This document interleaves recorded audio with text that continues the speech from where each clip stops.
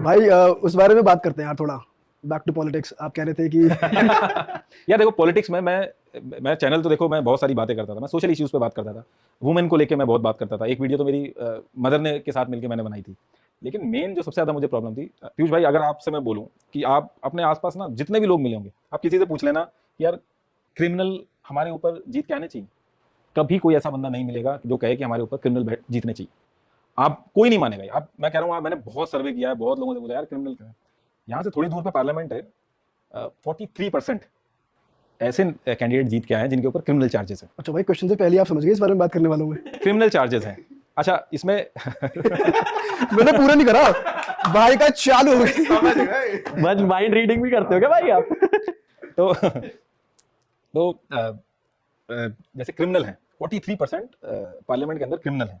ऐसा नहीं कि किसी ने आरोप लगा दिया वो वाले क्रिमिनल, मतलब चार्जेस फ्रेम हो रखे हैं। मतलब कि पुलिस गई है, उनको एविडेंस मिले हैं, उन्होंने आके रजिस्टर किया, वो चार्जेस, रेप और मर्डर के भी चार्जेस उसमें हैं। आप एडीआर की रिपोर्ट अगर आप देखोगे, एडीआर की वेबसाइट पर सारी डिटेल है। मैं हर चुनाव, जब भी चुनाव आता है, अभी जैसे जो भी रिसेंट चुनाव होते हैं, तो मैं क्या करता हूँ, अपने सारे पोस्टों में उनकी कॉन्स्टिट्यूंसी के सारे नेताओं की डिटेल देता हूँ कि इसके ऊपर इतने केसेस हैं, इसके ऊपर इतना फाइनेंशियल फ्रॉड है, मैं वो सब करता हूँ।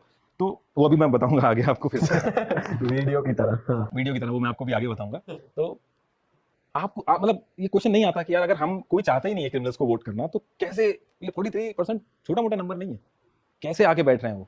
तो भाई उनकी सजा पूरी हो गई है, हाँ गए, या फिर वो केस चल रहे हैं? वो केस फिर चल भी रहे हैं। केस बंद एक तरीके से अतीक शांत करवा दिए गए। अतीक अहमद के ऊपर 100 से ऊपर केस थे, कोई प्रूफ थोड़ी हो पाया। एक प्रूफ हुआ, वो भी उसके जाने से पहले। अतीक अहमद, जिनके ऊपर ये आरोप थे कि उन्होंने चौराहे पे क्रूड बॉम्ब फेंका, उन्होंने हमारे देश की, यूएस और इंडिया की न्यूक्लियर डील पे वोटिंग करी है, अगेंस्ट में करी थी। आप सोच रहे हो, उनके ऊपर इतने केस है, उसने खुद कितनी बार वो करा कि मैंने ये क्राइम करे हैं। कई लोगों ने फुटेज भी आ रखी है, जो आप देखोगे, उसके ऊपर बहुत सारे केसेस लगे हुए हैं। लेकिन उन्होंने पार्लियामेंट में जाके शपथ ली है कि मैं मेक श्योर करूंगा कि कानून ना टूटे। तो ये सारी चीजें देखते हो आप, तो इतने सारे क्रिमिनल क्यों आ रहे हैं? क्वेश्चन तो बड़ा लॉजिकल है ना यार।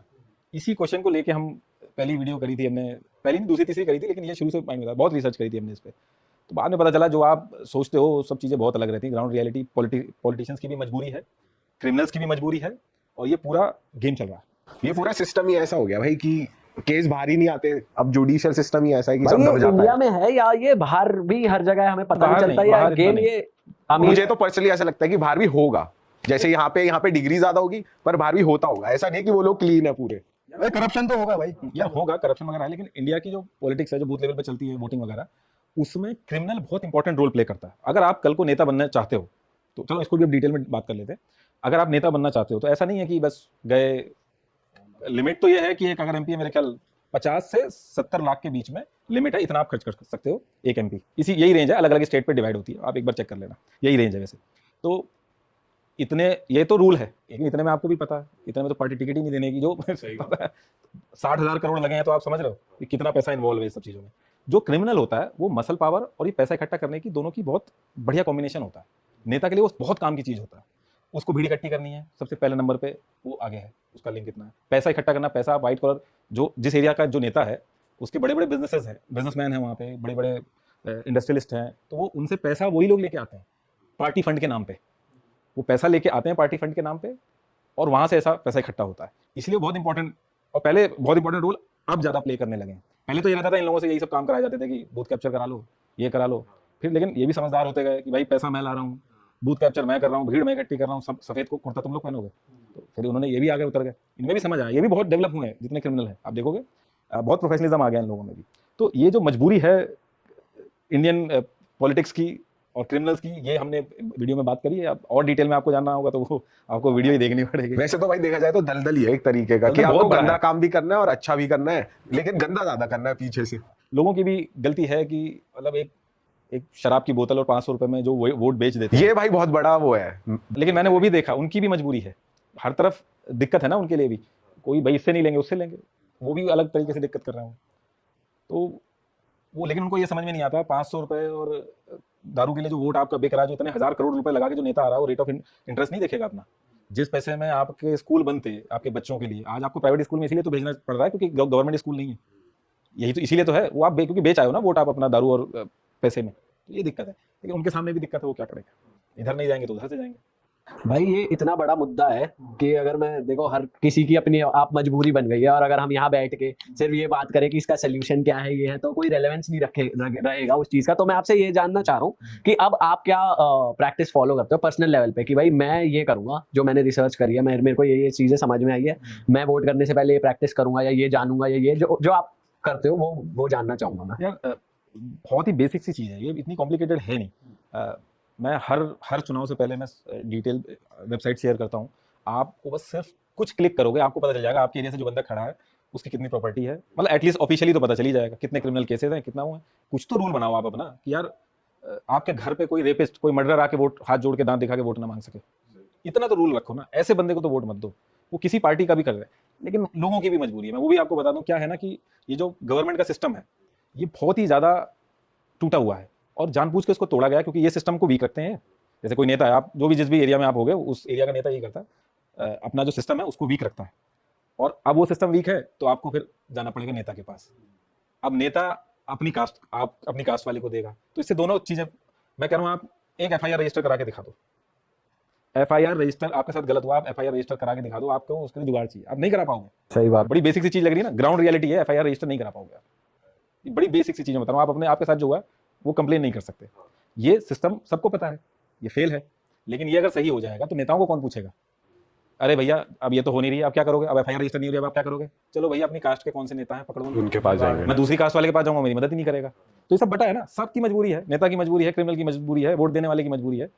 तो ये सिस्टम ही ऐसा चल रहा है, आप क्या कर सकते हैं? बट भाई लेकिन कुछ नेताओं ने, कुछ लोगों ने फेथ इसलिए भी बना लिया क्योंकि उन नेताओं ने उनके लिए अच्छा भी करा, ऐसी बात नहीं, अगर कुछ गलत भी करा, क्राइम भी करा है तो जनता में उन्होंने फिर ट्रस्ट भी बनाया अच्छे काम करके। ये भी यार, चीज है। ये बड़ी सब्जेक्टिव चीज है ना कि अब किसके बारे में हम बात कर रहे हैं। मैं फिर वही चीज कहूंगा कि इसको उसमें नहीं खत्म कर। ऑब्वियसली आप अपनी कास्ट के वोट करके कर सकते हो आप अपनी कास्ट के नेताओं को, लेकिन जब तक आप एजुकेशन, कौन क्रिमिनल है, किसके पास कितना पैसा है, ये सब चीज़ें नहीं देखोगे, पहले मैनिफेस्टो में कहाँ क्या किया है किसी ने।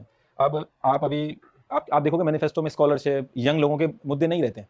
कभी देखा आपने हम ये स्कॉलरशिप देंगे, ये देंगे, रिलीजियस मुद्दे रहते हैं। क्यों रहते हैं? क्योंकि उन्हें पता है यंग जनरेशन को मतलब ही नहीं है। उन्हें पता है कि हमारे वोटर कौन है, उन्हें पता है ये नहीं आने वाले 25 साल के बच्चे नहीं आने वाले हमें वोट देने, वो उनके लिए कभी कुछ रखेंगे नहीं। और यही हमारी लड़ाई है कि यंग जनरेशन को इसमें लोगों को इन्फॉर्मेशन के थ्रू बात बताना।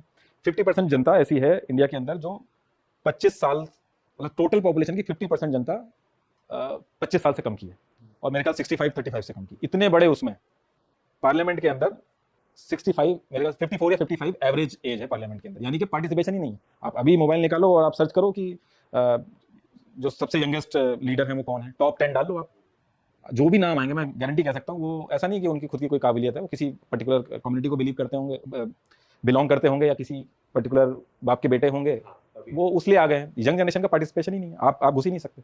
भाई पैसा भी तो बहुत ज्यादा चाहिए ना, जैसे अगर करना भी है, कोई एजुकेटेड है, किसी को पता है कि हाँ मैं सिस्टम को हिला सकता हूँ या कुछ कर सकता हूँ इसको लेके, पर उस बंदे के पास पैसा नहीं है, सपोर्ट नहीं है, वो कैसे करे? नॉलेज रिसर्च तो है लेकिन ये नहीं। तो अब आपने समझ लिया ना, ये जैसे कि इतनी सारी चीजें, हर कोई मजबूर है न।